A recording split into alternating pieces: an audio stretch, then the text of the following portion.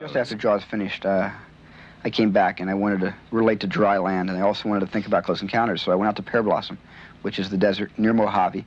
There's nothing around for miles, and if you want to watch the cosmos, that's the place to stand and do it. I mean, you feel like a grain of salt, and the stars are so vast. I mean, it's almost like looking down at the sky because the sky surrounds you. It's an amazing planetarium show. And I went out there, and I parked my car, turned the lights out, and sat on the roof, and looked up at the sky, and said to myself, if something comes down here right now and lands on the road and an opening appears, would I get on and take a ride?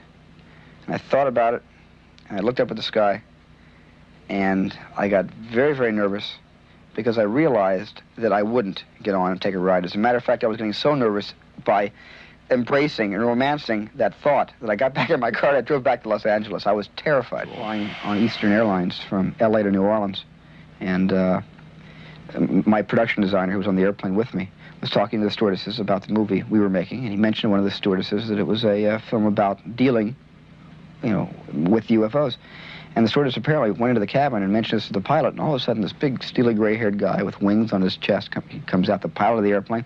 They point me out. He sits down next to me, and he said, will this be a serious movie, or is this just going to be a comedy or a sci-fi? And I said, no, we were taking the subject very serious. And then, knowing that I wasn't about to laugh in his face and ridicule what he was about to tell me, he sat down. He told me two experiences he had while flying with Eastern. One was a nocturnal light that traveled very, very quickly across his glide path. It startled everybody because of its speed. It wasn't a shooting star. It wasn't up there. It was eye level and moving very, very, very quickly. Something that was passing very close across his bow. I wouldn't put it past this government that a cosmic Watergate has been underway for the last, 25 years. And at the same time, I don't think it's, I think as we're growing up, or from the government's point of view, I think we've been adults for hundreds of years, but from the government's point of view, we're still growing up, and eventually they might want to tell us something about what they've discovered over the decades.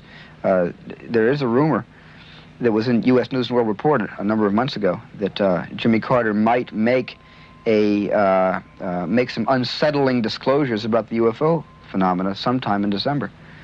It's perfect timing. I opened my movie in December, so it's perfect timing.